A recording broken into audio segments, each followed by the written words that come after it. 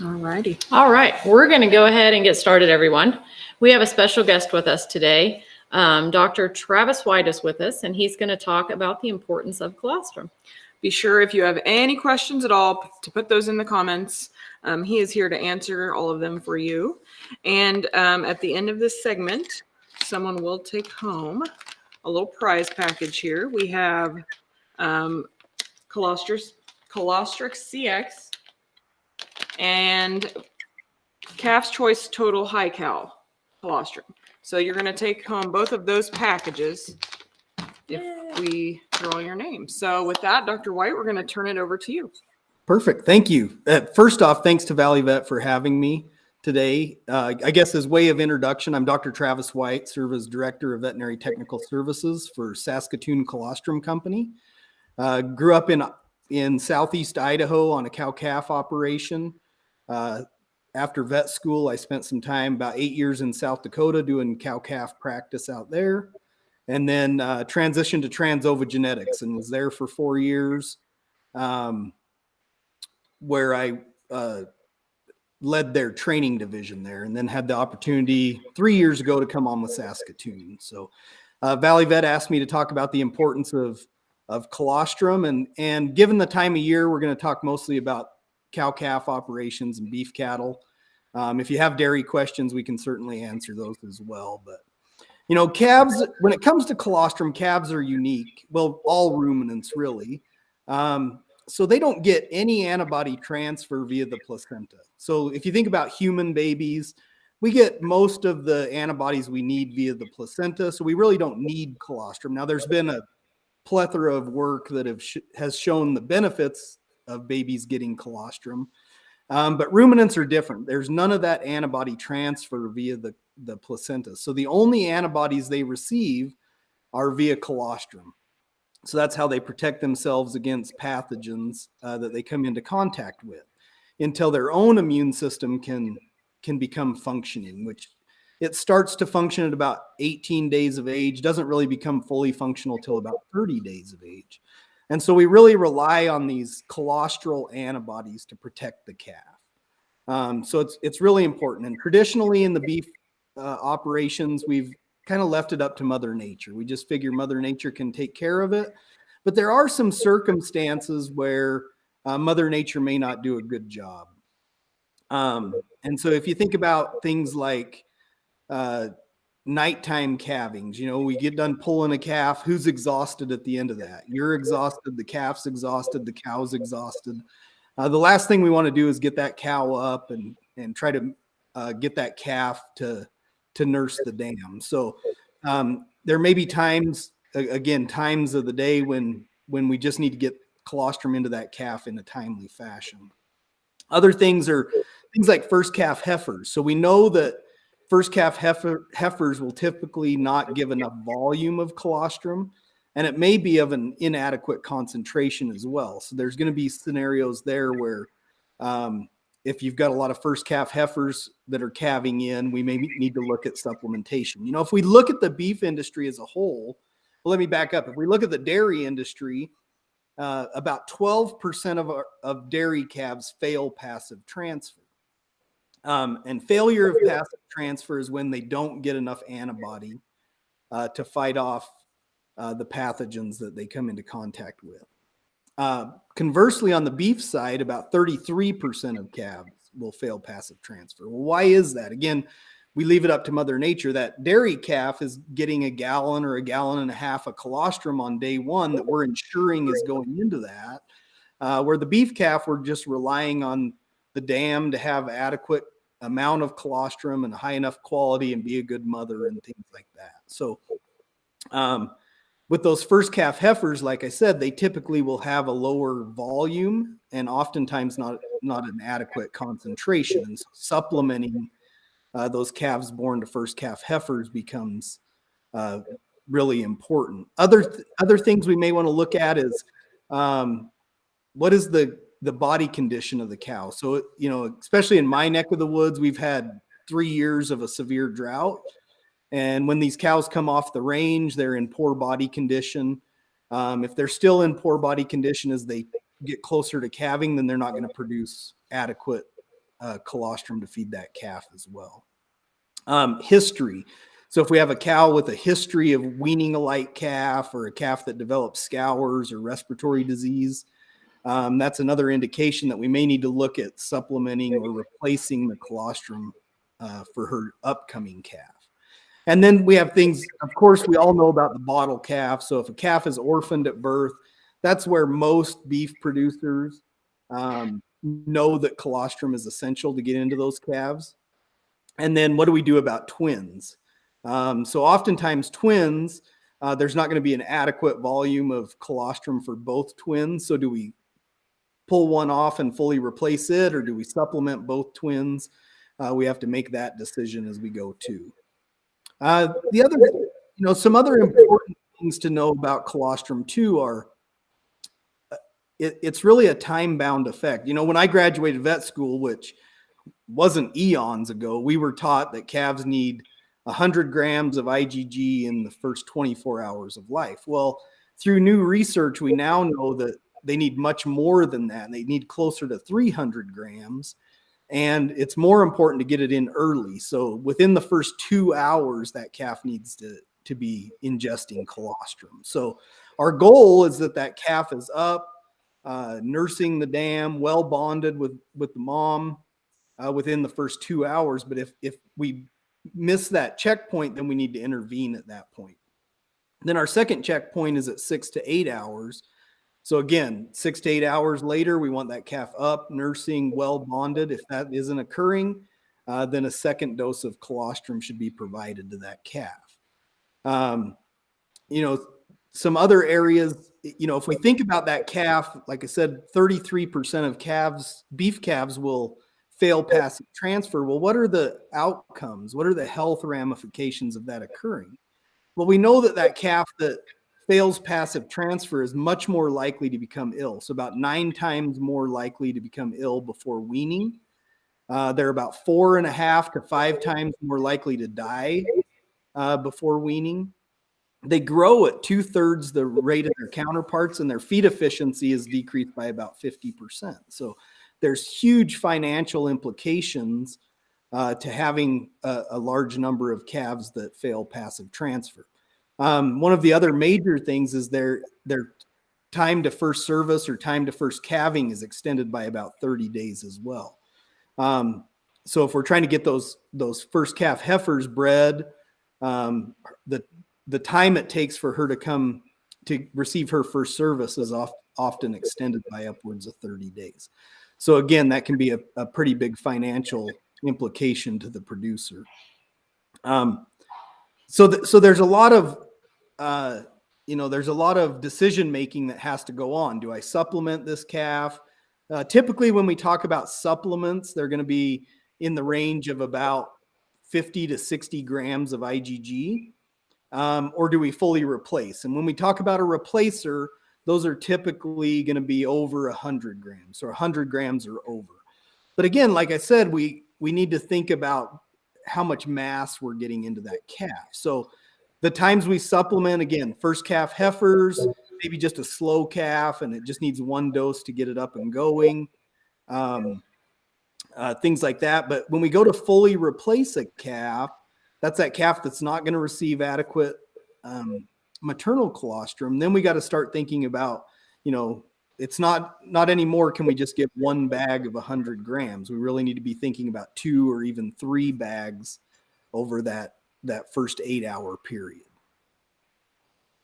Are there any questions that have come in yet? No questions yet. If you have any questions, don't be shy. Get those in the comments. Yeah. One other thing that there's more research coming out about is using colostrum as a scours treatment. So once a calf develops scours, then we can supplement with a small amount of colostrum for a few days. And those calves will recover from the scours significantly faster. The severity of the scours is also significantly reduced. And more importantly, those calves continue to gain weight. So they gain about 0.2 pounds average daily gain, better than the calves that don't receive colostrum as a scours treatment. So scours treatment is another area that colostrum often can be used instead of antibiotics or other applications like that. So how do we do that? We provide about 150 grams of IgG per day to that calf that is scouring, and we can do that either mixed in with milk replacer, or we can do it as a separate feeding. And typically for about 3 to 5 days is how long we do that. There's a question here: is it safe to assume we can't overdose colostrum? So from an IgG standpoint, we can't overdose IgG. And so if you think about the typical beef cow colostrum, it's going to come in probably somewhere in the neighborhood of 80 to 150 IgGs per liter of colostrum that calf ingests. So if, say that calf, if it comes in at 100 grams of IgG and that calf ingests a gallon of colostrum, now we're at 400 grams of IgG. And so from an IgG standpoint, we can't overdose them, but there is a total solids effect that can happen. So if we try to get too much colostrum, especially if we're talking about powdered colostrum, we can saturate the system, and it doesn't necessarily overdose them, but it does decrease the absorptive ability of the gut. So, we wouldn't typically recommend feeding more than 200 grams of IgG in one feeding. And that would be in a gallon of a total mixed volume of a gallon. And we need to talk about how much a calf can consume as well from a volume standpoint. So it's typically they can handle about 10% of their body weight. So we have to convert that into kilograms. And so if you have a 90-pound calf born, they're about 45 kilograms, so they can take 1.5 gallons of colostrum. But conversely, if we have that 60-pound calf born, they're only going to be about 30 kilograms, so they can take about 3 quarts of fluid. So there is depending on the weight, we can provide too much volume to the calf. And then again, we need to manage the total solid so it doesn't become so saturated that they can't absorb the colostrum. All right. Janice had a question, and I think she previously said she was on a dairy farm. How long can they still benefit from receiving colostrum? She said, I've been using colostrum for years. My vet pushed for 150, then I found 175 and secure. And she says she has bounced around with different ones, depends on what she finds. Yeah, so how long can a calf benefit from colostrum? Again, they get the best absorption in the first 2 hours. By 6 hours, we've lost about half of the absorptive capacity of the gut.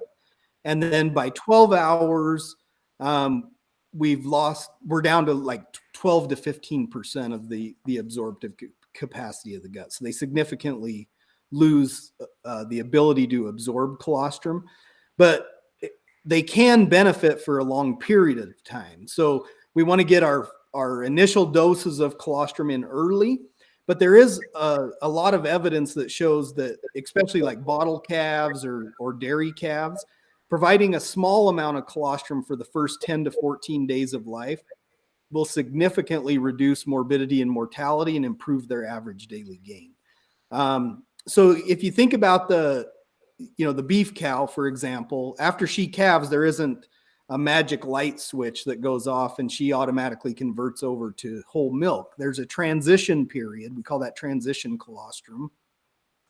And so as she transitions to whole milk, there's going to be a small amount of colostrum in that milk for the first couple of weeks of life.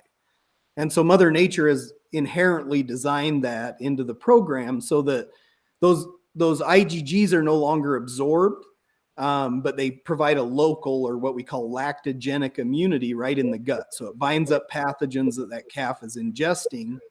And then there's a lot of other bioactive compounds in colostrum that stimulate that calf's gut to grow. So when a calf is born, their gut is the last organ to develop. So it takes about 2 weeks for that gut to become fully formed.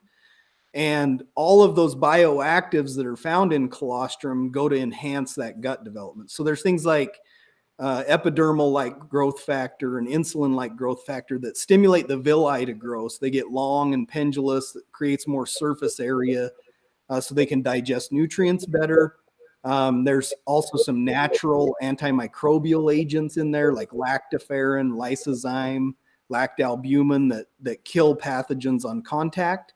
And then there's about 40 that we know of. There's about 40 different oligosaccharides, which is food for good gut bacteria.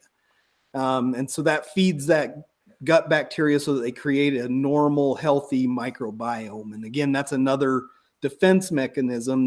That healthy microbiome outcompetes the pathogenic microbes. And so all of those work in concert to develop that calf's gut. So a calf can benefit from colostrum for an extended period of time.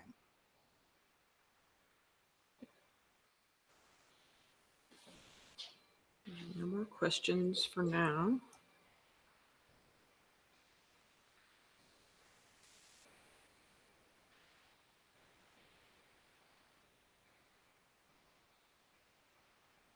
Does anybody else have any questions?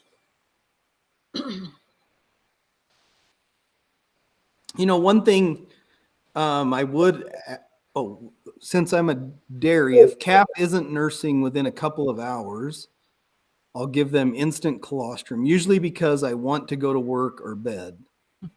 Then they need to be nursing or we'll milk the cow. Yes. So again, we want to provide colostrum in a timely fashion, usually within the first 2 hours of life. And so if you don't have stored colostrum available, then using powdered colostrum is a good alternative to that.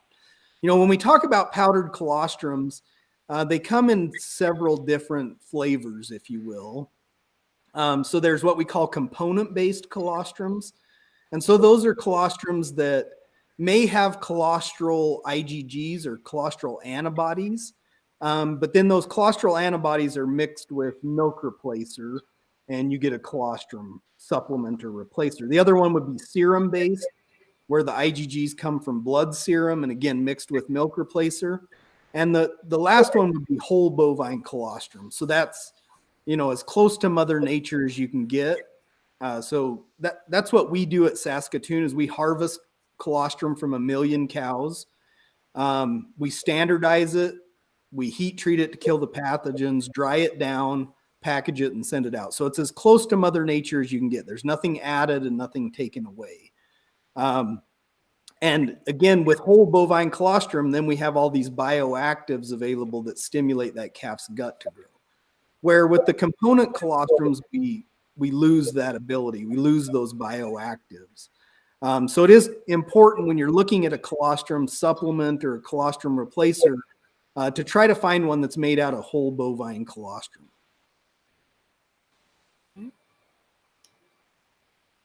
Yeah, we've got one that says, I've used the one from Saskatoon. That's great. We appreciate your business.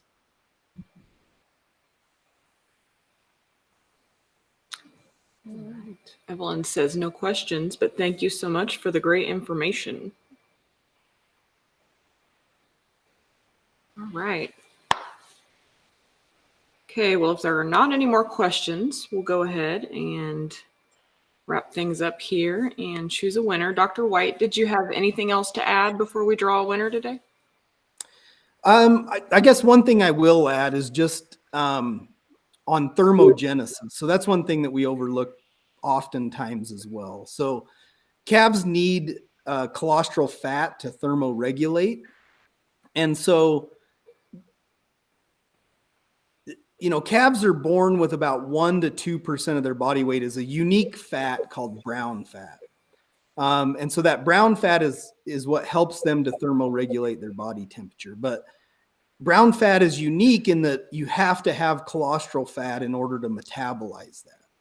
And so if we have a calf that's born, especially in cold conditions, and we provide it in a colostrum supplement or a colostrum replacer that has an alternative fat source like coconut oil, or some will have mineral oil, vegetable oil, animal tallow, things like that, then that the brown fat never gets stimulated to mobilize. And so we did a research project recently where we were just looking at the importance of colostral fat, and our hypothesis was that those calves would be able to regulate their body temperature better. But what came out of that was significantly more important. So the calves that received an alternative fat or a lower fat content, they had a much higher level of morbidity and mortality. So more calves died, more calves became sick. But more importantly, they gained 0.15 pounds less than the calves that received colostral fat. And it was just on day one. We provided 2 doses of colostrum. One was full fat, one was defatted. And then everything else was the same. All the nutrition was exactly the same. And there was these significant differences that came out of that. So, thermogenesis, especially this time of year when we're calving, providing that colostral fat is essential for those calves. And we're really programming that animal for a lifetime of success. Okay, we did have a few more questions come in here. There's one from Julie here. We have lost 4 out of 4 beef calves this fall. Whoops, jumped off there. October, November, and December. All calves lived 4 to 5 days and then died. Do you have any clue what would cause this? All good cows. Calves were up sucking and moving with the herd. At this time, we haven't had any more hit the ground. I have purchased UAA, not sure what to do, but can't afford to lose anymore. Yeah, typically if we're losing calves in the first week of life, were there other mitigating circumstances? Were they scouring? Were they were normal and then dead the next day? So all of those things can come into play. But typically, if we're losing calves and they're under a week of age, then there's really 2 major pathogens that come into play. So one is E. coli, specifically E. coli K99 can be one that can cause heavy losses in the first week of life. And then the second one would be salmonella. So if we have salmonella, out of the University of Wisconsin, salmonella is the number 1 killer of calves. And again, those calves can be somewhat clinically normal and dead within, a day or so. And K99, the typical scenario of K99 is that the calf is normal when I went out at night and they're dead the next morning. And K99 can be a little unique because it's not necessarily the bacteria that's causing the issues. It's that bacteria causes a path, or that bacteria creates a endotoxin. And that endotoxin is actually what poisons the calf and kills them fairly rapidly. All right. We have another question from one of our biggest fans, John. We generally have Colostrx CS. Is this high enough IgG for help during scours, or would it need to be higher IgG? Fortunately, we haven't had scours much this calving season. Yeah, so the CS is definitely high enough for scours treatment. Excuse me. So you just provide 150 grams of IgG. So it's about 1/4 pound, 1/4 pound of powder to that calf as a treatment. All right.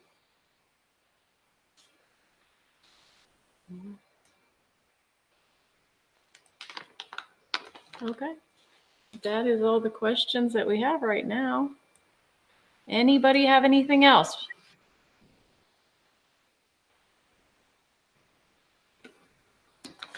I will hit on the last comment where he said he purchased UAA and not sure what to do. That is a good,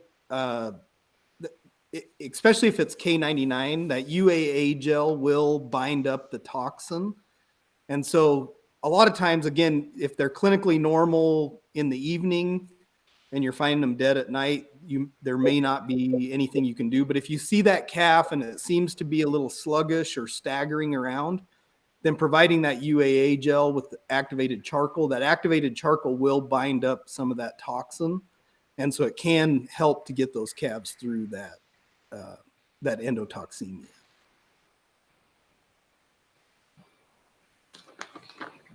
All right.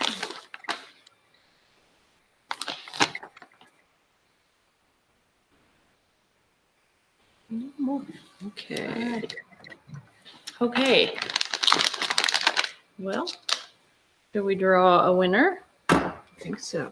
Okay, we're going to go ahead and draw a winner then, as long as you don't have anything else, Doctor. Nope, nothing else.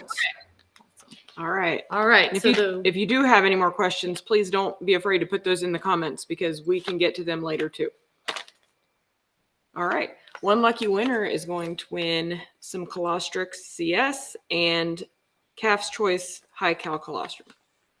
All right. And the winner today is Janice Tucker. Woo! Congratulations, Janice. All right, Dr. White, we really want to thank you for coming on and talking with us today. We had some really great questions, and thank you everyone for joining us. Janice, if you're still on here, go ahead and send us a private message to claim your prize, please. Okay, and we have a little announcement here. Before we get off of here, we're going to go over our giveaway that we have going on right now. The Boot Scootin' giveaway is going on right now until February 3rd. So get entered in this and we'll go over the prizes. We have 2 packages. Package 1 is the Easy Boot Ultimate Remedy Horse Soaking Boot. And package number 2 is you get your choice of men's or women's Legend MXT dry shod boots. Everybody can use those right now, I think. Yes, I think so. All right. And last but not least, join us again next week live. Mel and Mel. So with that, we will see you all next week. Thank you very much. Bye.